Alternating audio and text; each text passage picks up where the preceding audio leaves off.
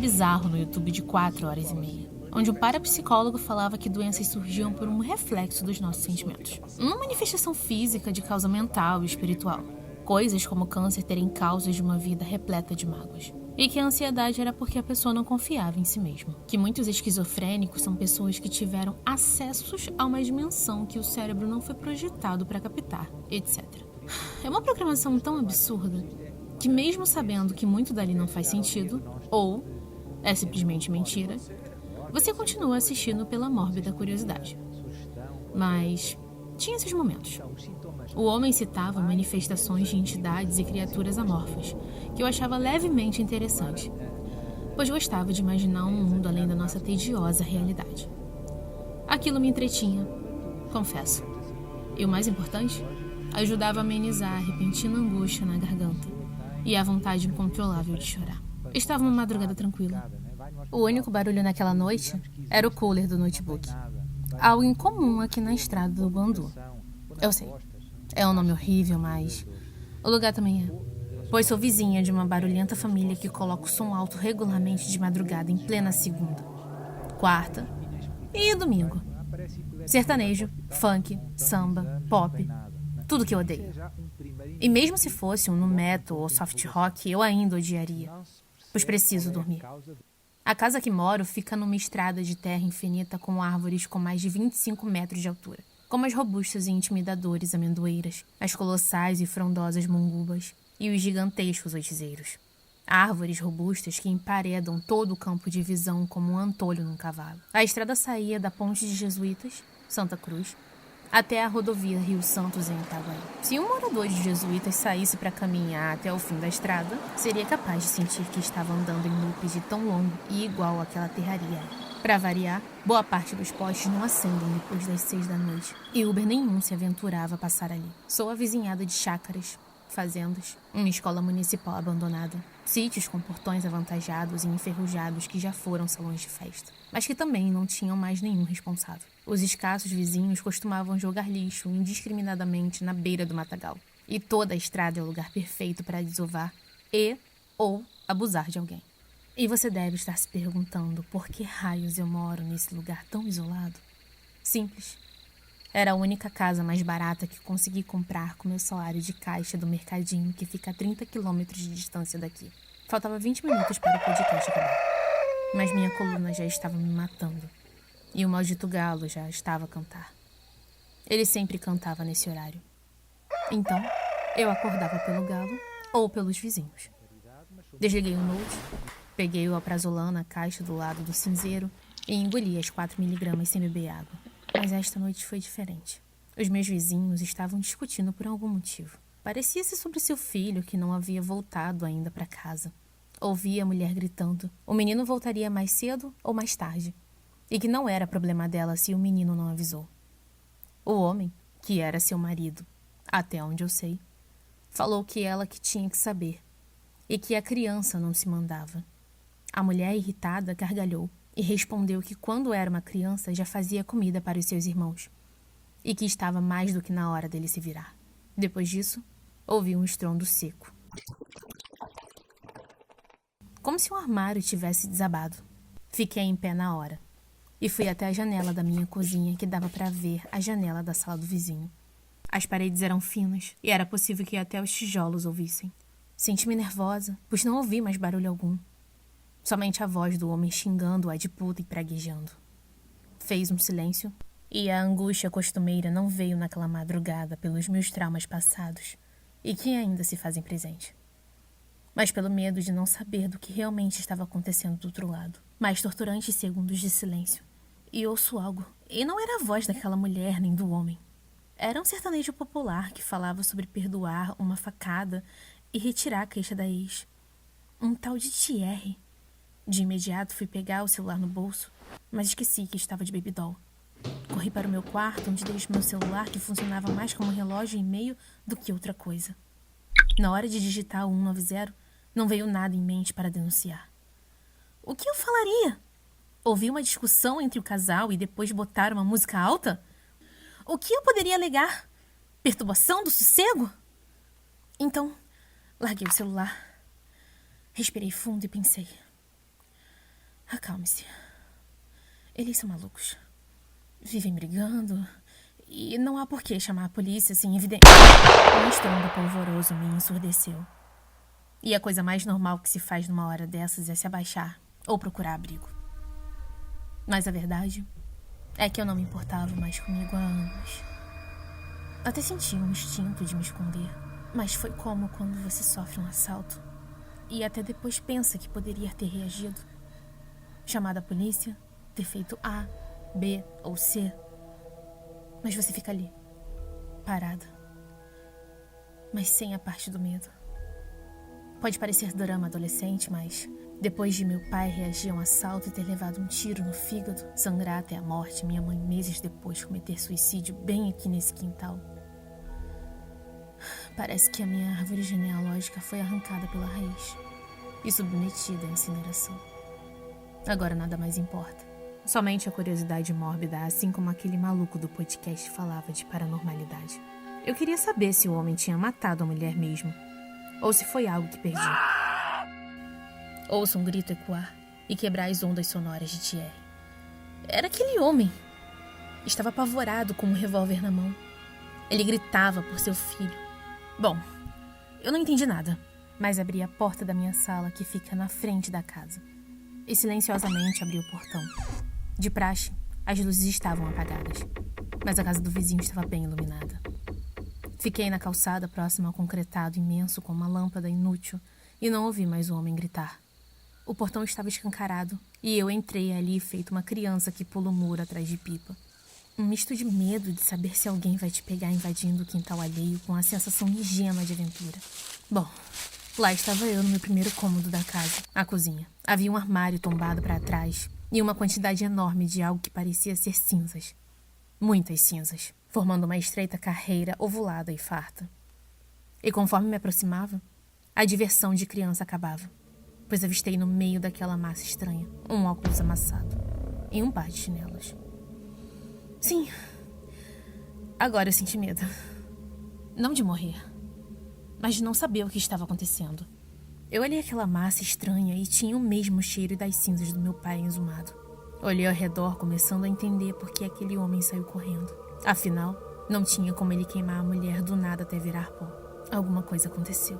Só podiam ser as cinzas daquela mulher. Eu me levantei de súbito, percebendo que eu estava de pijama naquela casa. E o som estridente ainda vinha da caixa de som que estava na sala. Vi um cabo de vassoura em cima do botão Bluetooth da caixa de som. Fui até ali e desliguei. Ouvi o cachorro do vizinho latir altíssimo, mas não era pra mim. Ele latia para o nada. Babava e seus olhos cintilavam vermelho de ódio. Mas depois de latir um bocado a mais, começou a chorar e se mijar e picou a mula dali. Novamente não latiu pra mim nem me mordeu. Um clássico cômico de bandido. Basta, não sou jornalista, nem policial, e se eu continuar aqui eu posso ser incriminada. Pensei, e não pensei de novo. Fui até o portão correndo quando um cano de revólver surgiu na minha face. Pra dentro! Agora! Disse a voz no escuro. Eu paralisei no susto e continuei imóvel. Ouvi ele engatilhar o cão da arma e eu sorri alegre. Entra agora! Ordenou a voz mal iluminada pela lâmpada da varanda, revelando vultuosamente ser o mesmo homem que saiu correndo do local. Agora estava de volta. E eu ali. Ele notou minha inércia, e foi o suficiente para lhe dar 2 passos para frente, e tudo enegrecer.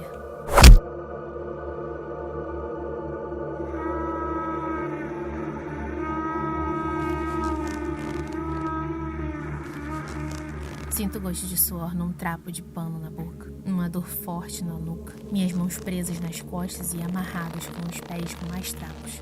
Eu estava deitada no chão gelado de concreto, e de frente para mim estava aquele homem. Tinha olhos perturbados, barbas por fazer, braços flácidos e parecia ter mais de 100 quilos. O homem notou meus olhos enxergarem os seus, e eu vi balançar a arma paranoico. Foi até a janela e olhou lá fora. Ainda era noite. Você... Afirmou o homem, chacoalhando a arma como um viciado em heroína. Foi você que fez aquilo, não foi? Como foi que fez? Sinto um melado sair da minha nuca, uma dor latente, e vi que parecia estar numa espécie de oficina de mecânico. Suja de graxa, latas de tinta, escada tombada e paredes ainda no concreto. Uma luz amarela oprimia o ambiente nas paredes verde musgo daquele local. O homem estava falando comigo. Forcei os olhos, lembrando que minutos atrás estava apenas eu no meu notebook me entretendo. E agora estava ali, à mercê de um homem maluco. Escuto ele falar como se estivesse falando num balde. O som picotado e distante. Eu não tinha mais medo de morrer, mas não de ser estuprada.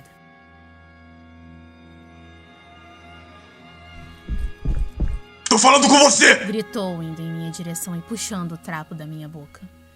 Do que você está falando? O olho! O olho que matou minha esposa! Transformou-la em pó! Não sei qual é a sua experiência com pessoas que perderam o juízo e sustentam uma ideia absurda falando de maneira convincente, te trazendo um forte desconforto e notando que tem algo errado. Então, foi exatamente isso que me deparei.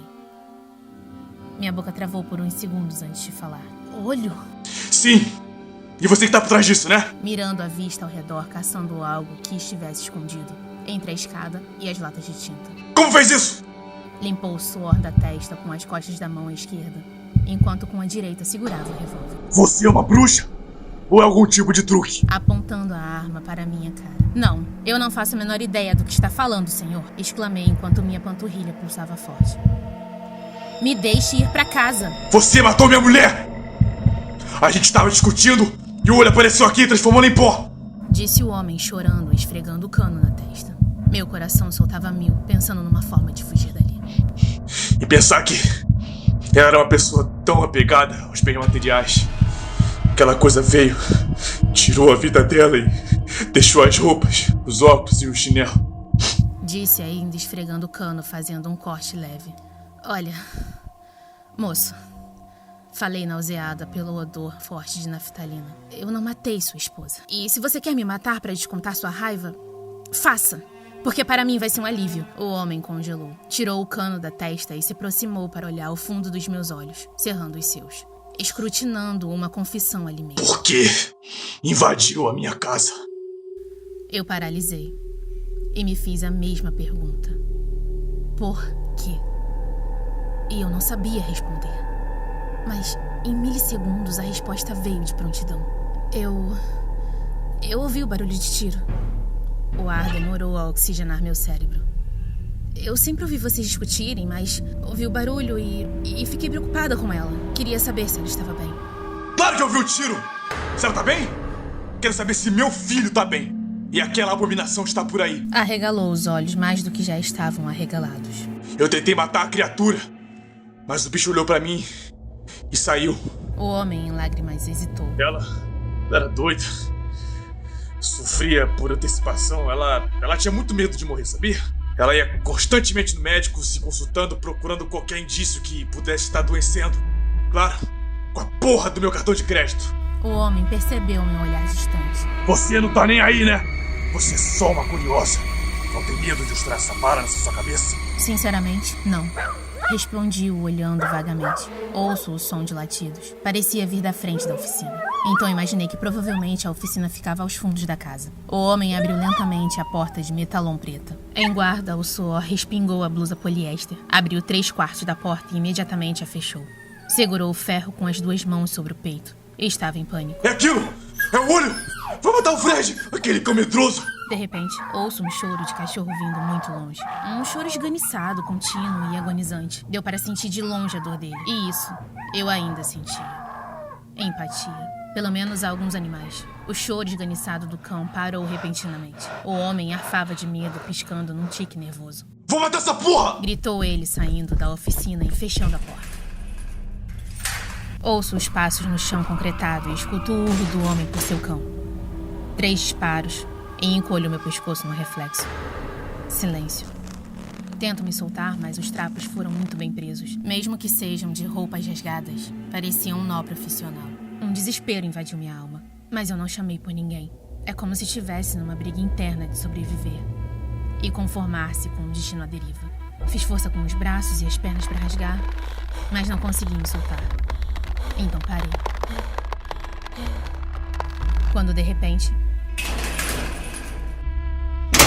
Aquela porta escura se abriu violentamente, criando um estalo na parede, chacoalhando a lâmpada amarela contra o teto, como se um infeliz viesse correndo e empurrando a porta com os ombros, ou feito o abrir de uma janela no meio do vendaval. Mas não era aquele homem, nem o cachorro.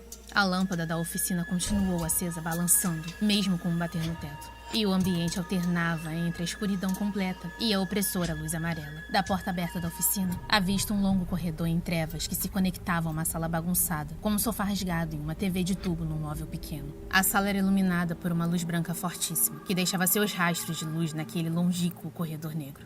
A cãibra escalonou rápido nos antebraços, em passos de formigas desesperadas por açúcar. Formigou os pés, ao mesmo tempo que não senti mais metade do meu corpo devido ao frio do chão. Forcei as vistas e vejo no corredor um amontoado de uma massa escura da mesma maneira que vi na sala.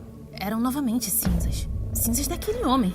Ou do cachorro? Eu não sei, mas aquilo me pegou. E minha cabeça começou a retroceder mentalmente várias coisas da minha vida de trás pra frente. Algo que pensei que era mito ou coisa de filme, mas eu não sabia explicar o que estava sentindo. Quando do meio das trevas daquele corredor, surgiu uma esfera medindo em média 3 metros de altura, onde seu núcleo era negro, e ao redor havia algo esvoaçante como manchas de óleo em asfalto numa formação de crateras. A coisa toda em volta do núcleo preto girava lentamente, como uma espiral. Agora entendi por que o homem falou de um olho. O coração parou, e a lâmpada amarela balançava ainda para frente e para trás. Foi aquele olho que abriu a porta? Não sei dizer. Sei que aquele objeto flutuou o corredor iluminando aquela escuridão, mostrando nitidamente uma massa no chão. E novamente eram mais cinzas. Já não tinha dúvidas pela quantidade e o tamanho de cinzas. Era daquele homem. O olho foi flutuando até chegar muito próximo de mim. Aquela coisa que parecia mancha de óleo dançava em volta das crateras fibrosas.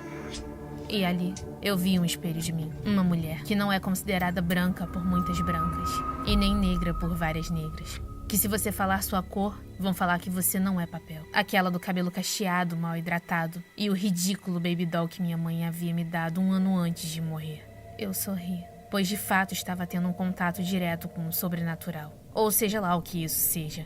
E agora? Bom, agora eu vou morrer, não é mesmo?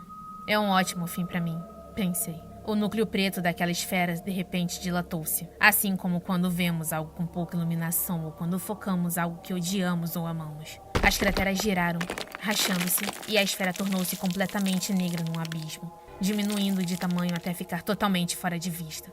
O que foi isso? Falei sozinha. Aquilo me deixou viver. O que isso quer dizer? Fui amaldiçoada? Meu Deus, tenho que sair daqui agora. A cãibra desapareceu também e eu tentei puxar aqueles panos com todas as minhas forças. E mesmo assim não se romperam. Acho que não eram bem trapos. Não sei bem o que deu em mim, mas aquela experiência me deu coragem de sair dali correndo, ao invés de aguardar a morte.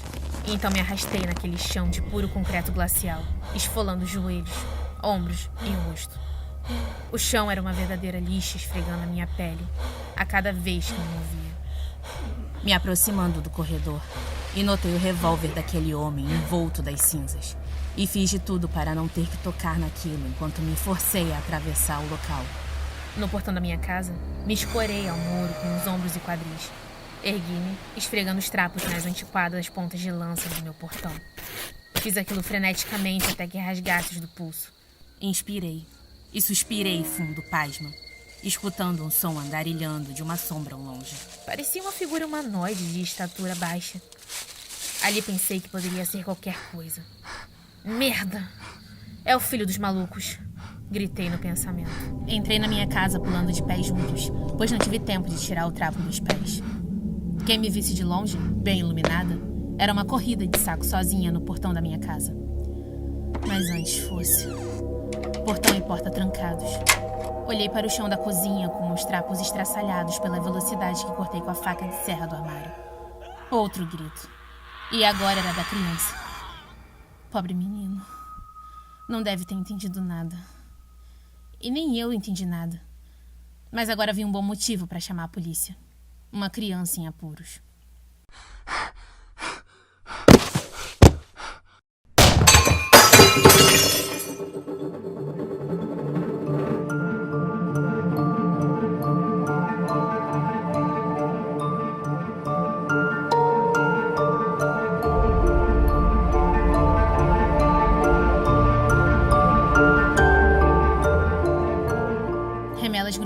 cílios e fiz força com as pálpebras para que abrissem, mas estavam totalmente lacrados. Então enfiei minhas unhas postiças, descascando tudo até conseguir abrir. Senti o mesmo frio glacial emanando do chão que senti noite passada e gritei percebendo que ainda estava de baby doll na cozinha.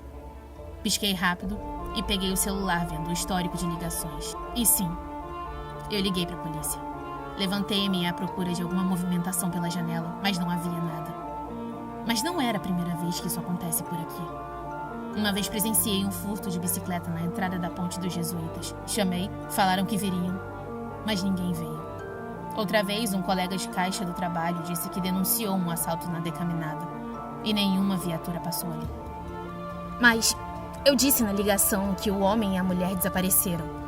E o menino fugiu dali, que só havia cinzas na casa e uma arma. Obviamente, ocultei a parte fantástica, pois ninguém acreditaria em mim. Eu honestamente deveria me sentir horrível, pois fui mantida em cárcere privado. Um homem apontou uma arma para minha cara e, ao invés de abrir a porta para o filho dos loucos, eu me escondi. E, bom, alucinei. Não, eu vi. E eu sei o que eu vi. Mas, por algum motivo, eu me sinto bem. Isso é errado. Eu estava tão indiferente a tudo e aquela coisa veio até mim e não fez nada. Absolutamente nada. Mas por quê? Por que me poupou? 3 da tarde? Impressionei-me olhando o relógio do alto do azulejo azul da pia. Caralho, está muito tarde, tenho que trabalhar. Vou até meu guarda-roupa, pego meu uniforme e meu crachá. Uma mulher com cara de Frankenstein, sorrindo com o título Joyce Queiroz de Carvalho, com a função operador de caixa. Ao menos éramos o único mercadinho que tinham crachás para os funcionários. Olha que legal. Peguei o crachá, coloco no pescoço e uma exaustão me mortifica. Não dá. Preciso descansar. Vou tomar o meu banho e talvez eu vá. A água caiu sobre meu corpo e passei o sabonete na minha pele suave, esfregando-o nos braços e pescoço. A água me acalentava e eu senti prazer. Um bem-estar intrusivo. Lavo bem as costas e as nádegas e vejo meu reflexo no espelho vertical do box. E um fenômeno aconteceu ali. Eu consegui ver dentro daquelas curvas gordas, braços flácidos e mãos pequenas. Algo meramente bonito. Mas eu ri. O que uma experiência traumática não te faz, hein? Refleti. Fechei o registro e sorri. Não aquele sorriso nihilista. Um sorriso estranho e bizarro, como quando numa raridade alguém ou você mesmo ouve uma música que ama passando na rádio. Ou tocando numa loja. Estranho porque ninguém mais ouve rádio. Bizarro porque quase ninguém conhece tal música. E quem ouve não entende sua surpresa. Surpresa. É isso. Estou surpresa. Banho tomado, toalha presa no cabelo e vou até a mesa da sala pegar meu Lucky Strike laranja. Termino de me arrumar e coloco o uniforme, já acendendo em seguida o cigarro no isqueiro velho da gaveta da escrivaninha da sala. Pego minha bolsa e, por último, o celular. Caminhando vagarosamente, trago a fumaça sentindo um gosto insosso incomum. Não senti aquele sabor amadeirado nas papilas. A estrada é longa e vazia, passando por pés de mamonas espinhosas, um volumoso arbusto e solitárias bananeiras escondidas num campo cercado por arame farpado. A memória do menino ecoou, estragando o trago já estragado, e depressa liguei para a polícia novamente. Sim, eu que liguei mais cedo. O garoto está sem os pais. Ouvi barulho de tiro. O cara me amarrou e tudo. Falei enquanto o sol batia nas copas das amendoeiras, que fechavam a visão do fim da estrada. Ok, qual é o endereço? Perguntou o atendente policial. Número 207, Estrada do Guandu, Santa Cruz. É indo naquela terrinha ao lado da Ponte dos Jesuítas. Ok, vamos enviar uma viatura para aí. Depois de uma longa caminhada, naquele ambiente quase inóspito, chego na Decaminada passando por uma feirinha e um bar galpão.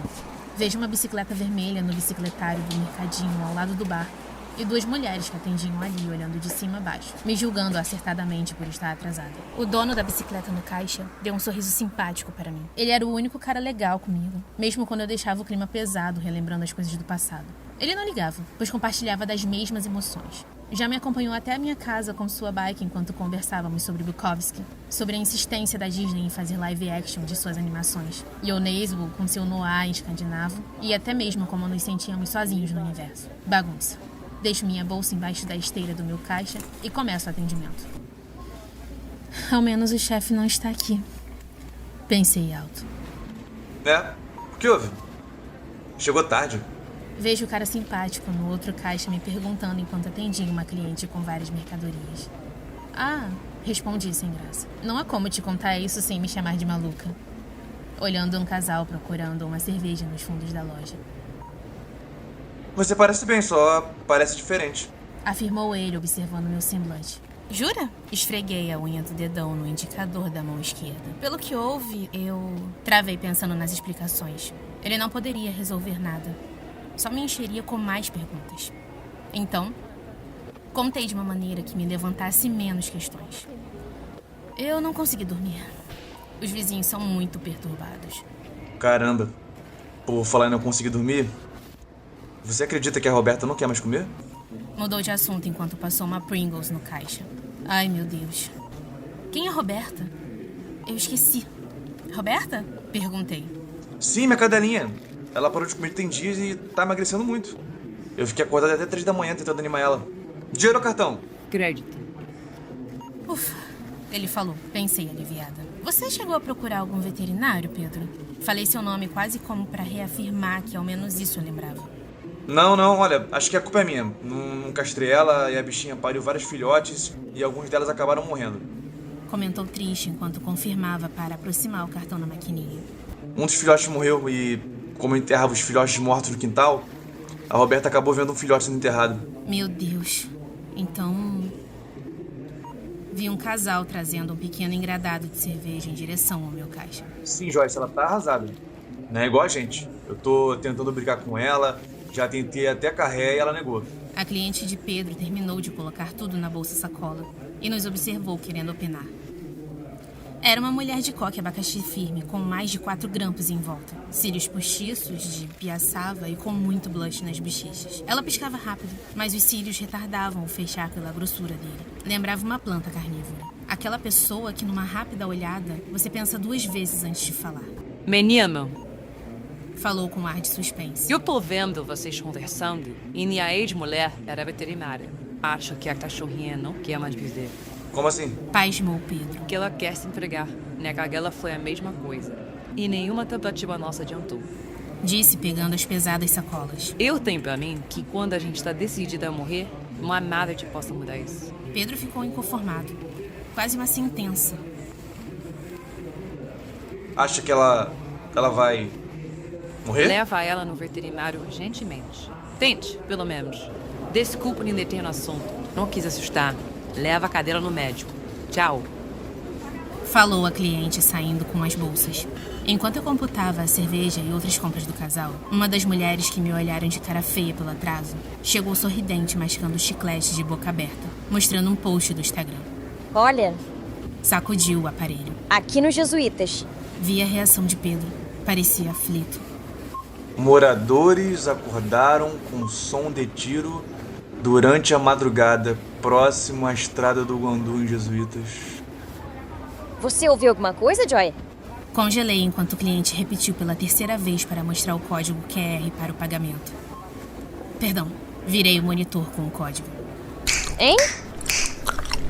Ouviu? Você mora lá, certo? Aquele fim de mundo. Para, Bia, você também é de Santa Cruz. Estamos todos na mesma moita. Repreendeu Pedro carismático. Eu fiquei desconcertada, mas confirmei um sim com a cabeça. Rio de Janeiro é foda. Uma hora esses caras iam brotar aqui.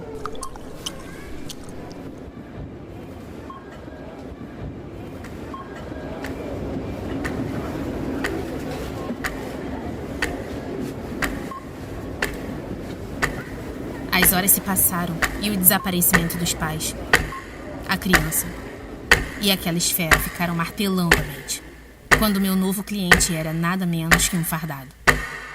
Senhora Joyce, Respondeu o homem de barba por fazer, escoçando.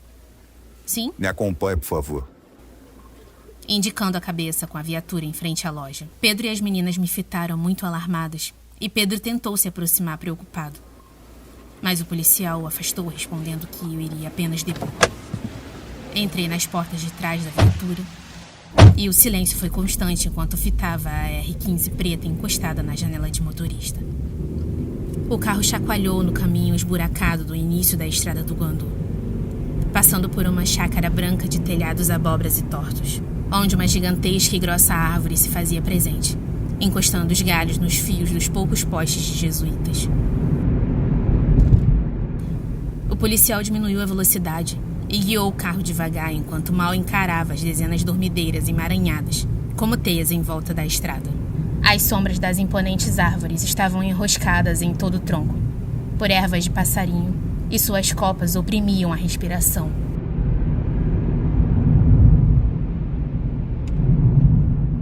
O garoto está bem? Falei repentinamente. Ah, sim. Ele está na casa dos tios. Está catatônico. Mas é foda. Você ouviu os tiros que hora mesmo? Ah, às 2 da manhã. Olhei com medo para a R-15, imaginando que mais uma chacoalhada faria a arma disparar. Ouviu algum movimento? Algo estranho antes disso? Bom, parecia ter alguma coisa na casa. Falei de olhos neuróticos. Alguma coisa. Alguém. O vizinho queria matar alguém que invadiu a casa. Você falou isso na ligação? Não. Eu estava mais preocupada onde estava o garoto e seus pais. E acabei não falando.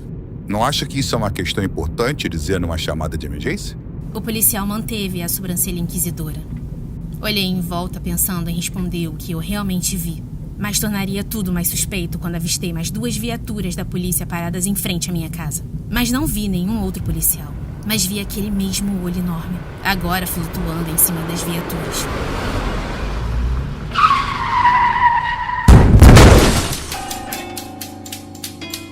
O homem freou bruscamente e bati de cara na cadeira, cortando meu supercílio. Dor. E aquilo me incomodou. Não sentia mais a indiferença.